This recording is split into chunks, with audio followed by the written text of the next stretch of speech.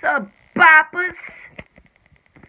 Let's talk a little bit about my sister-in-law, Leeann. Let's talk about how she's in her late 50s and fuck, she might even be in her 60s now. I don't even fucking know. Late 50s, early 60s, living with her mother, her husband, and her son. Her daughter used to live there, but wow, she actually fucking moved out and is living independently as far as I know. I don't keep up with these fucks. Leeann had a house, but like the rest of the Bravos, she's financially irresponsible and lost her house during a booming economy to boot. That's what happens when you don't make the payments, Lee. They take your shit. Anyway, so when we were living at his mother's house when we first got married, because that's where my husband lived, in the basement at 40 years old. We were helping his mom out with the utility bills while we were staying there. We were trying to save money for a house. So Leeann would come there and flip all the lights on and just try to gaslight me constantly, just trying to fuck with me. She's lucky I didn't fucking drop her, but I was living in her mother's house. So I was trying to keep things cool, you know? I should have picked her fucking fat ass up and just dropped her on the fucking ground. And by the way, speaking of her figure,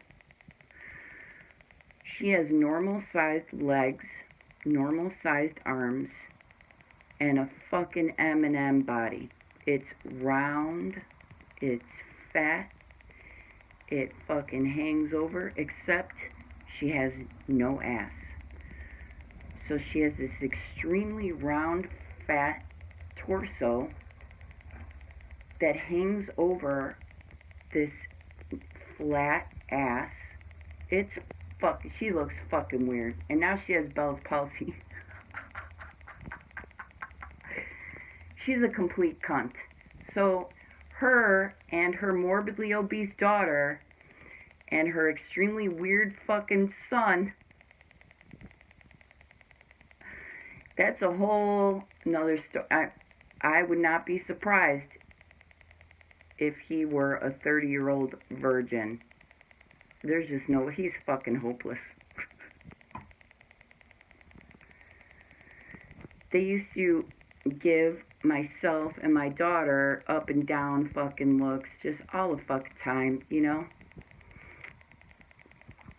And when my husband and I decided to get married,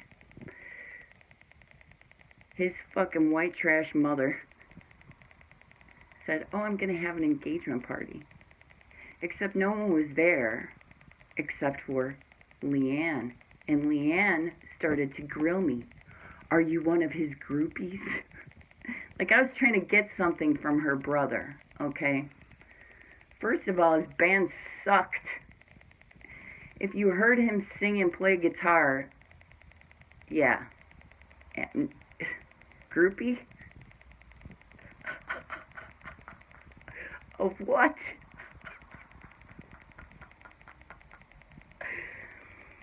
So it was just meant to fuck with me, you know? Here I was thinking, oh wow, that's so nice of them to do that. I was so grateful, and it just turned out to be just a shit show. But it was set up that way. So anyway, I bought my husband a bottle of Absolute vodka. It was summertime, and you know, he would like to have a drink and watch his Cubs game, you know. So this fucking bitch stole it.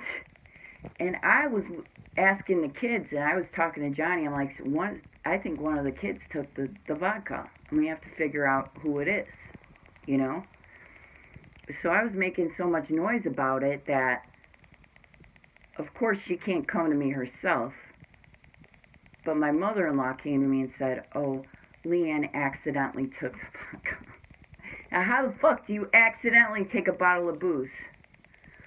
So she walked up to us. We were sitting in the yard and handed a new bottle to my husband and walked away. No apology, no nothing. She, my mother-in-law, her daughter, would sit there for hours and talk shit about people. That's their pastime. Sitting there, eating junk food around the table, getting fatter and fatter and fatter, and talking shit about everybody. People they were just nice to, too. Someone would come over, they'd be, so fucking nice in their face. The minute they leave, fucking talking all kinds of crap about them. Because that's how they are. That's how they are. And they love Mandy Reynoso because Mandy Reynoso comes from a family of carnies. She's not of high intelligence. She's of average intelligence.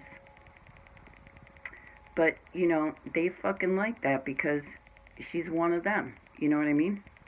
They don't feel intimidated by her. So they've been pushing for my husband and this woman to get together, regardless of the fact that she was married. I don't know. I think they're fucking busted up now. And had kids with someone else. Really nice guy, too. But, yeah, they didn't care about that because they have no morals. But they go to Mass on Sunday and put on the big show. They put on the costume. They have all of the appropriate religious knickknacks around the house just to, you know, just to prove that it's not a costume. That's exactly what it is. It's a facade. They hide behind their religious faith. But they don't live it. They don't live it. They don't live his words. These are some of the most horrible people I have ever encountered in my life. An absolute fucking nightmare.